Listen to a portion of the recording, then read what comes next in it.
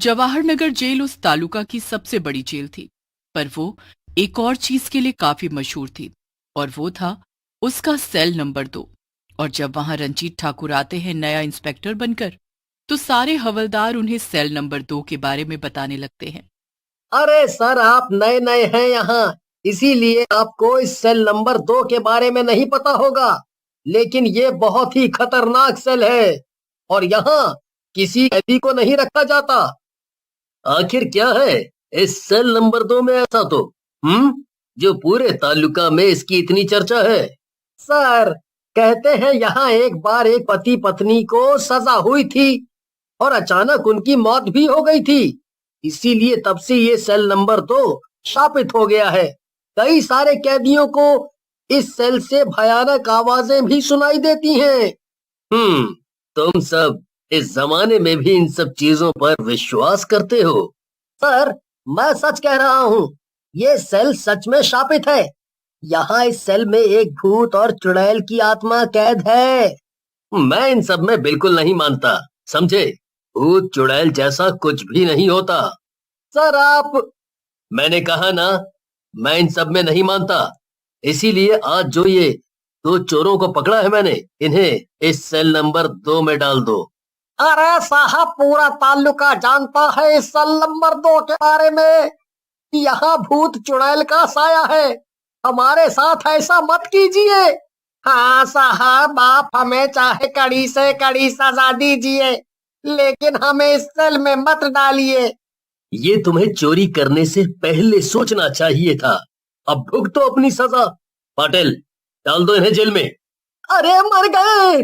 अरे हवलदार साहब सुनिए, अरे सुनिए, हमें यहाँ मत डालिए, हमें हमें यहाँ से निकालिए। अरे आज के बाद मैं कभी चोरी नहीं करूंगा। अरे अरे सुनिए दरोगा साहब, हम आज के बाद कोई बुरा काम नहीं करेंगे। बस हमें इस जेल से निकाल दीजिए।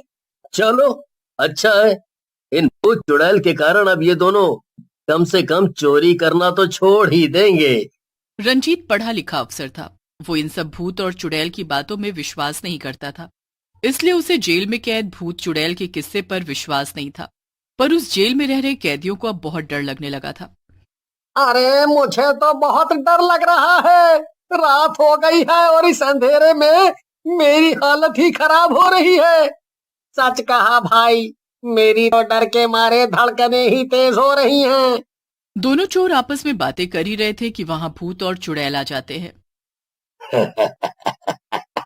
तुम कहो तो मैं तुम्हारी धड़कनें रोक देता हूँ, फिर तेज भी नहीं होंगी। हाँ, वैसे भी हमने कई दिनों से किसी इंसान को नहीं मारा। आज तुम दोनों यहाँ आ ही गए हो तो। अरे बचाओ, अरे बचाओ हवलदार साहब, दरोगा साहब, कहाँ हैं आप? अरे हमें यहाँ बंद करके कहाँ चले गए? कोई निकालो हमें यहाँ से। ये भूत और चुड़ैल हमें खा जाएंगे। तुम जैसे लोगों की वजह से मासूम लोग फंस जाते हैं। चोरी तुम लोग करते हो, बेगुनाह लोगों को सजा मिल जाती है। इसीलिए आज तो तुम दोनों को सबक सिखाना ही पड़ेगा। अरे माफी मांगते हैं भूत जी, चुड़ैल जी। आज के बाद हम कभी चोरी नहीं करेंगे। हाँ, सच में हमें माफ कर दीजिए। आज के बाद हम कभी ऐसा कुछ नहीं करेंगे। पर आज इतने दिनों बाद कोई कैदी हमारे पास आया है। आज तो तुम दोनों नहीं बच सकते हमसे। अरे हवलदार साहब, दरोगा साहब, हमें निकालिए यहाँ से। क्या कहती हो? इसका पहले खून पीऊं या हड्डियां तोड़ दूं? तुम दोनों बताओ क्या करें हम तुम्हारे साथ। चोर भूत और चुड़ैल की बातें सुनकर बेहोश हो जाते हैं, और जब उन्हें होश आता है तब रंजीत उनके सामने होता है। अरे क्या हुआ तुम दोनों को? तुम दोनों बेहोश कैसे हो गए? अरे अरे, आप सब कहाँ रह गए थे? आपको पता भी है उस जेल में भूत और चुड़ैल हमारा खून पीने वाले थे। हमारी तो हालत ही खराब हो गई थी उन दोनों को देख के। हमें उस जेल में मत डालिए, हम नहीं रह सकते उस जेल में। क्या तुम्हें वो भूत और चुड़ैल दिखे थे? अरे और नहीं तो क्या, आपको क्या लगता है हम बेहोश क्यों हो गए थे, हैं? दरोगा साहब, आपसे विनती है, हमें उस जेल नंबर 2 में मत डालिए।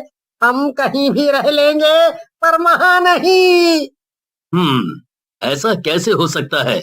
भूत और चुड़ैल जैसी कोई चीज नहीं होती। अरे आप मानते क्यों नहीं? एक काम करिए, आप खुद वहां रहकर देख लीजिए। आपको जैसे वहां रखना हो रख लीजिए, बस हमें बख्श दीजिए। ओए, चुप करो तुम दोनों, साहब क्यों वहां रहेंगे भला? अगर मुझे सच का पता लगाना है तो मुझे वहां एक रात रुकना ही होगा पाटिल। ये आप कैसी बातें कर रहे हैं सर? आप वहां कैसे रुक सकते हैं? उस भूत चुड़ैल ने आपको कुछ कर दिया तो? अगर वो दोनों सच में हैं, तो मुझे जानना है कि उनका मकसद क्या है। और अगर वहां कुछ नहीं हुआ तो ये साबित हो जाएगा कि भूत और चुड़ैल जैसा कुछ भी नहीं होता। रंजीत ने यह ठान लिया था कि वो सच का पता लगाकर रहेगा।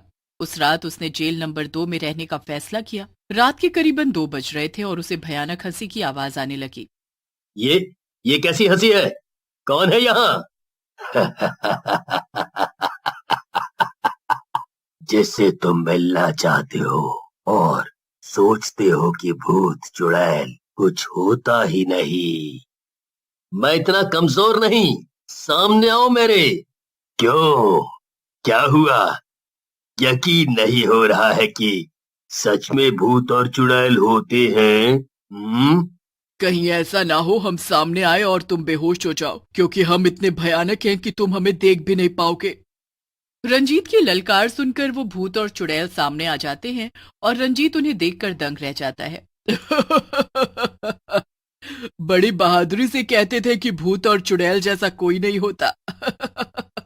इसका मतलब ये सब सच है कि आप दोनों ने इस जेल नंबर 2 पर कब्जा कर रखा है। क्यों कर रहे हो तुम दोनों ये? सबसे पहले हम दोनों इस जेल में आए थे और हम दोनों की इस जेल में मौत हो गई थी। तब से हम यहीं कैद हैं। तुम दोनों जीते हुए भी बुरे काम करते थे और मरने के बाद भी तुम दोनों यही कर रहे हो। हमने कोई गलत काम नहीं किया था, हमें फंसाया गया था। क्या मतलब है तुम्हारा? मुझे बताओ, तुम दोनों यहाँ कैसे पहुंचे? तुम हमारी कहानी सुनना चाहते हो ना? तो सुनो। हमारा एक छोटा सा परिवार हुआ करता था। हम दोनों, हमारा प्यारा बेटा और मेरी सास, हम चारों बहुत खुश थे। मेरे पति, हमारा प्यारा सा बच्चा इतना प्यारा था कि हमें लगता था कि हमें दुनिया की सारी खुशियां मिल गई हैं। मेरे पति ललन सेठ के यहाँ काम करते थे। वो हीरों के व्यापारी थे और मेरे पति वहां मैनेजर थे। पर एक दिन ललन सेठ ने चोरी के हीरे विदेश से मंगवा लिए और जब पुलिस ने उन्हें पकड़ने की कोशिश की तो उन्होंने इल्जाम मेरे पति पर लगा दिया। हमारा छोटा सा संसार जैसे बिखर सा गया था। ललन सेठ को डर था कि मेरे पति सारी सच्चाई सबको बता देंगे, इसलिए उन्होंने मेरे पति को जेल में ही जहर देकर मारने का प्लान बनाया था। उस दिन मैं इनसे जेल में मिलने आई थी। पुलिस वालों ने मिलकर इनके खाने में जहर मिला दिया। मैं ये सदमा बर्दाश्त नहीं कर सकी और मैंने भी वो जहर वाला खाना खा लिया। हम दोनों की इसी जेल नंबर 2 में ही मौत हो गई। तब से हम दोनों की आत्मा यहाँ भटक रही है। हम दोनों के मरने के बाद पता नहीं मेरे बेटे रंजीत का क्या हुआ होगा। कितने साल हो गए, हमने उसे देखा तक नहीं। उसका नाम भी रंजीत था? उसका नाम भी मतलब? मेरा नाम भी रंजीत है। तुम्हारा पूरा नाम रंजीत ठाकुर है, पर आपको कैसे पता? हमारी दुनिया को इतना प्यारा बनाने वाले वो बच्चे तुम ही हो रंजीत। मैंने कभी नहीं सोचा था कि मैं कभी अपने बच्चे से मिल भी पाऊंगी। माँ, बाबा, आप दोनों यहाँ शायद इसीलिए दादी ने मुझे कभी भी आप दोनों के बारे में नहीं बताया। रंजीत, तुम्हारी दादी कैसी हैं? वो अब बहुत बूढ़ी हो चुकी हैं बाबा, पर उन्होंने मुझे बहुत प्यार से पाला और एक पुलिस ऑफिसर बनाया जिससे मैं किसी भी बेगुनाह को सजा न भुगतने दूं। हमारी बुरी किस्मत तो देखो, इतने सालों बाद अपने बच्चे को देख रही हूँ, वो भी इस हालत में। माँ, बाबा, मैं उस वक्त आपके लिए कुछ नहीं कर पाया था, लेकिन मैं अब आप दोनों को इंसाफ जरूर दिलवाऊंगा। मैं उस लल्लन सेठ का पर्दाफाश करके रहूंगा। रंजीत, मैंने उसके साथ बहुत काम किया है, इसीलिए मुझे पता है कि उसने अपने काले कामों के सारे सबूत एक तिजोरी में रखे हैं, जो उसके घर के नीचे बने एक कमरे में है। अगर तुम उन फाइल्स को हासिल कर लो तो सारा सच बाहर आ जाएगा। आप चिंता मत कीजिए बाबा, आपका ये बेटा आप दोनों को इंसाफ जरूर दिलाएगा। रंजीत ने अपने माता पिता को इंसाफ दिलाने के लिए ललन सेठ के यहाँ सर्चिंग वारंट जारी कर दिया। उसने ललन सेठ के घर को छानना शुरू कर दिया। तू कितनी भी कोशिश कर ले इंस्पेक्टर, तुझे यहाँ कुछ नहीं मिलेगा।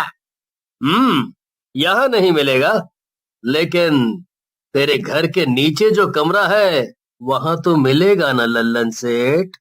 तू इन सब के बारे में कैसे जानता है? जिस विक्रम ठाकुर को तूने चोरी के इल्जाम में फंसाया था वो मेरे बाबा हैं। अब तेरी बारी है जेल में सड़ने की लल्लन सेठ, अब तेरा वक्त पूरा हुआ। तू मेरा कुछ नहीं बिगाड़ सकता दरोगा। वो तो वक्त ही बताएगा लल्लन। रंजीत ने अपने पिता की बताई हुई जगह से वो कागज ले लिए जिसमें ललन के खिलाफ काफी सारे सबूत थे। ललन को उम्र कैद की सजा हो गई। क्यों लल्लन, क्या हुआ? तू बड़ा उछल रहा था अपने पैसे के दम पर, अब तू इस सेल नंबर 2 की सलाखों के पीछे सड़ेगा जैसे मेरे बाबा को तूने भेजा था। नहीं नहीं नहीं, इस जेल में नहीं, यहाँ भूत चुड़ैल रहते हैं। मुझे मुझे कहीं और डाल दो। तुझे तो मैं इसी जेल में डालूंगा। यहाँ कोई है जो तेरा हिसाब अच्छे से करेंगे। माँ, बाबा, ये लीजिए आपका शिकार। नहीं नहीं, निकालो निकालो मुझे यहाँ से, निकालो।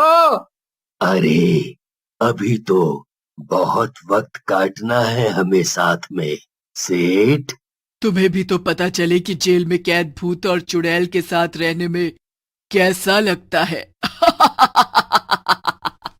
नहीं।